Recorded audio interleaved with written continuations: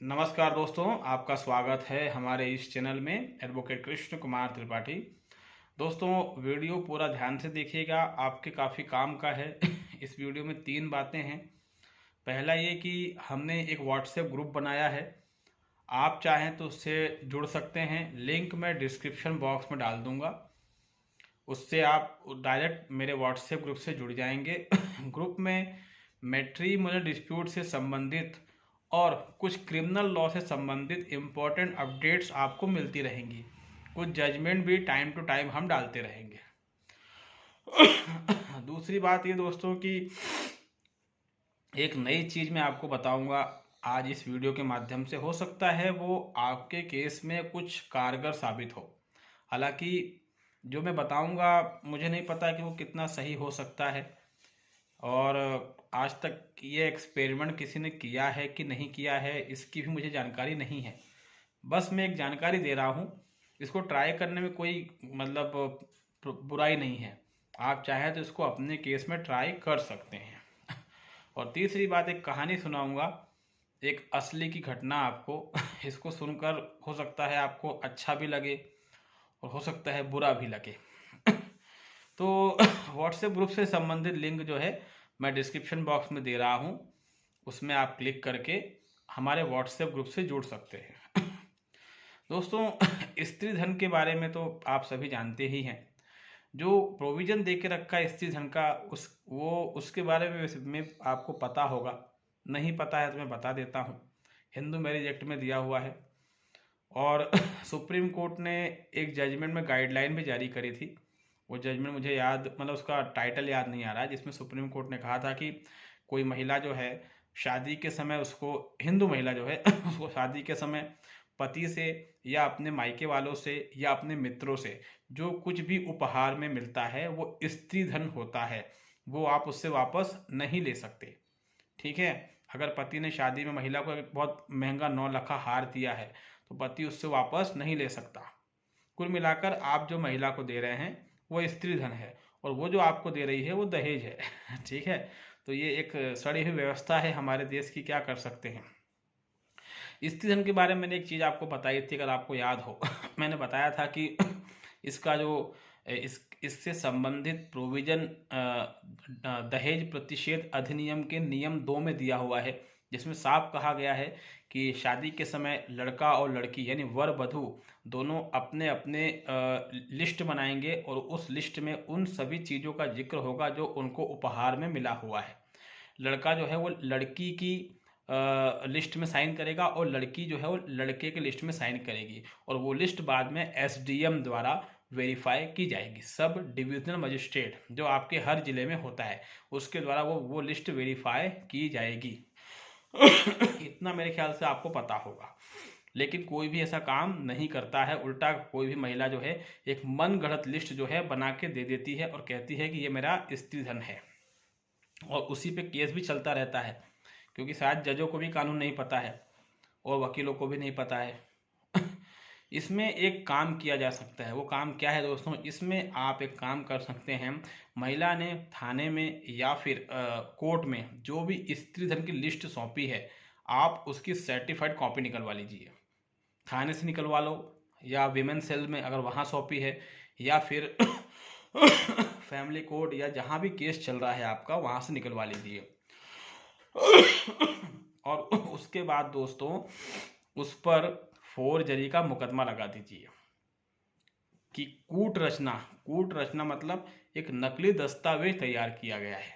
आप certified copy निकालेंगे, उसके बाद सेक्शन 467 468 इन धाराओं के तहत आप उस पर मुकदमा दर्ज करवा दीजिए कि इसने कूट रचना करी है। ये जो डॉक्यूमेंट है स्त्री धन का है ही नहीं, इसमें मेरे साइन कहाँ है? नियम के मुताबिक जो दुल्हन होगी उसके जो लिस्ट होगी उस पर दूल्हे की, वर की साइन होगी, तभी उसकी मान्यता होगी। वो जो है वेरीफाई होगा एसडीएम के द्वारा।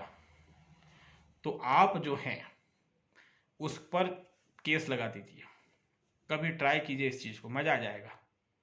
दर्ज भी हो सकता है और होना चाहिए, क्योंकि उसने एक झूठा दस्तावेज है, उसको कूट रचना कहते हैं। इसमें उसके फंसने के चांसेस रहेंगे। कोर्ट खारिज करे, कोर्ट एक्सेप्ट करे, ये मत सोचिएगा। आपका काम है उसको लगाना और अपना 100% देना, बाकी सब भगवान पर छोड़ दीजिए। अगर आपके साथ ऐसा कुछ हुआ है कोई के, क्योंकि जितने भी लोग मेरा वीडियो देख रहे हैं उनके ऊपर मुकदमे चल रहे हैं, और वाइफ ने 498 डोमेस्टिक वायलेंस 125 CRPC और हिंदू मैरिज एक्ट सेक्शन 24 और हो सकता है डाइवोर्स भी लगाया हो, और साथ में 406 स्त्री धन का भी लगाया होगा। एक लिस्ट दी होगी, ये सामान था, और आप कहते हैं कि ये कोई सामान नहीं था।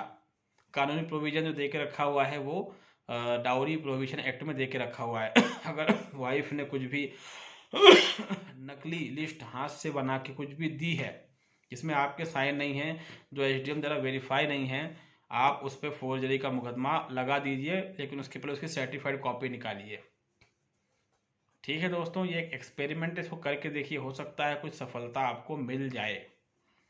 और हमेशा ध्यान रखिए, स्त्री धन जो है वो कोई पुलिस वाला, विमेन सेल कोई भी नहीं दिलवा सकता कि आपकी वाइफ ने एक लिस्ट दे दी और पुलिस ने आप पे दबाव बनाया कि जाओ ये सब सामान लेकर आओ, हम एक पुलिस वाले को भेज रहे हैं, और आप भी डर के मारे पूरा सामान उसको दे देते हैं।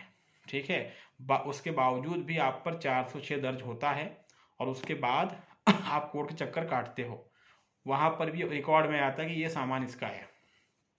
बेहतर हो कि आपको ये चीज़ पता हो कि कोई ऐसा नहीं कर सकता। स्त्री धन दिलाने का अधिकार सिर्फ कोर्ट का है। पुलिस, विमेन सेल, कितने बड़ा पुलिस ऑफिसर हो, किसी को ये अधिकार नहीं है, चाहे डोमेस्टिक वायलेंस का संरक्षण अधिकारी क्यों ना हो, इनको भी ये राइट नहीं है। ठीक है, इस चीज़ का ध्यान रखें। उम्मीद है इतनी सी बातें आपके समझ में आ गई होंगी। दोस्तों, एक कहानी सुनाता हूँ आपको। ये घटना जो है वो हमारे ही इंदौर शहर की है, और क्या कहते हैं, यहाँ पर एक जज साहब आए थे फैमिली कोर्ट में। अब इनका नाम तो मैं नहीं बता सकता आपको, बस इतना बता सकता हूँ कि 2013 या 14 की घटना है ये, मेरे ख्याल से 2014 की घटना है शायद। तो ये फैमिली कोर्ट के चीफ जस्टिस थे, प्रधान न्यायाधीश थे, और मनगढ़ंत ऑर्डर ये पास करते थे, मतलब पति के खिलाफ, और हमेशा पत्नी के पक्ष में मेंटेनेंस वगैरह देवत्ती अपने हिसाब से ये पास किया करते थे। कई जो हस्बैंड वगैरह थे इनसे परेशान हो गए थे। कोई भी एप्लीकेशन हस्बैंड लगाया तो जज साहब घुमा फिरा के उल जुलू जजमेंट देते थे। और क्योंकि पोस्टिंग इंदौर में हुई थी तो इनकी फैमिली भी यहीं पर थी, सरकारी बंगला मिला हुआ था। इनको यहाँ पर कुछ महीने हो गए, शायद साल भी हो गया। फिर इनको एक दिन मालूम पड़ता है कि इनकी वाइफ का इनके ड्राइवर के साथ रिलेशनशिप है, संबंध है। क्या संबंध है तो आप समझ गए होंगे। जब जज साहब को ये बात मालूम पड़ी, जज साहब पागल हो गए, बिल्कुल बौखला गए, घबरा गए। इनके पास बहुत सारे मुकदमे चल रहे थे, ये प्रधान न्यायाधीश फैमिली कोर्ट के। बिल्कुल इनका दिमाग पगला गया ये खबर सुनकर, और इन्होंने अपनी आंखों से बहुत कुछ देखा, एकदम सन्न रह गया दिमाग इनका। उसके बाद जज साहब जो थे, इन्होंने जितने फैसले दिए वो सब पतियों के पक्ष में दिए। सारे फैसले इन्होंने महिलाओं के खिलाफ देना शुरू कर दिए। कहीं जजमेंट खारिज कर रहे हैं, कहीं पर महिलाओं का डाइवोर्स खारिज कर रहे हैं। उनके हर जजमेंट इस घटना के बाद महिलाओं के खिलाफ होने लग गए। और नौबत यह आ गई कि फैमिली कोर्ट के कई वकील इनके खिलाफ खड़े हो गए।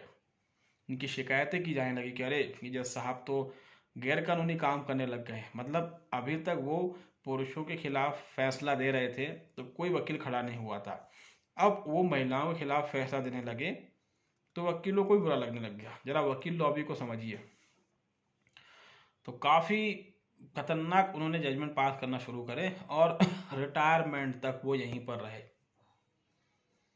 और कई केसों में उन्होंने ऐसा घटिया जजमेंट दिया, घटिया नहीं मतलब खतरनाक जजमेंट दिया, कि अच्छी अच्छी महिलाओं की अकल ठिकाने लग गई थी। ऐसा तब हुआ जब उनके साथ कुछ गलत हुआ, जब उनको समझ में आया कि सब क्या है।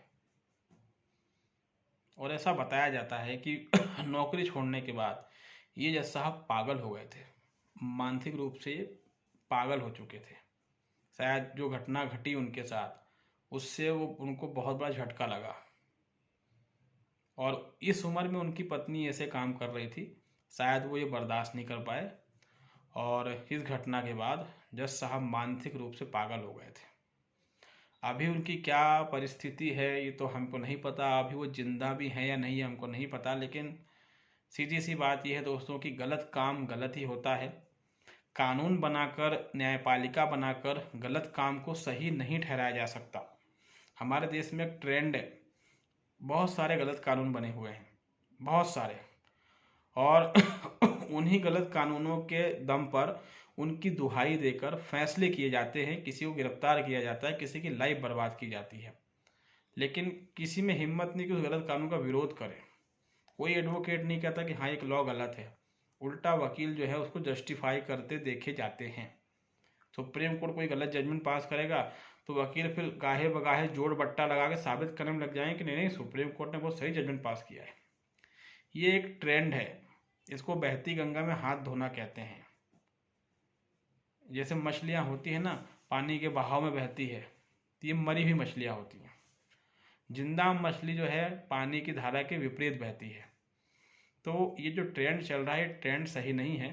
कुछ गिने चुने वकील हैं जो गलत को गलत बोलते हैं, लेकिन मेजोरिटी एडवोकेट जिनको आप प्रोफेशनल लॉयर कहते हैं, तो ये प्रोफेशनल लॉयर जो होते हैं ना दोस्तों, ये आपकी लाइफ को बर्बाद कर देते हैं। सभी प्रोफेशनल लॉयर तो ऐसे नहीं, लेकिन जो आंकड़ा है मेजोरिटी का वो कुछ ऐसा ही है। तो मेरे ख्याल से ये कहानी भी आपको अच्छी लगी होगी, और जो मैंने लॉ बताया उसका भी आप मेरे ख्याल से इस्तेमाल करेंगे। और हमारे व्हाट्सएप ग्रुप पे जुड़ने के लिए मैंने लिंक दी है, उस पर आप क्लिक करेंगे, आप जुड़ जाएंगे। ये जो व्हाट्सएप ग्रुप है कुछ इन्फॉर्मेशन देने के लिए, लीगल अपडेट्स के लिए बनाया गया है। ठीक है दोस्तों, और अगर कुछ एक्स्ट्रा लीगल हेल्प आपको चाहिए तो आप डायरेक्ट फिर मेरे नंबर पे मुझे कांटेक्ट कर सकते हैं दोस्तों। और अगर आप नए हैं चैनल में तो इसको लाइक करें, इसको सब्सक्राइब करें, इसको शेयर करें। तब तक के दोस्तों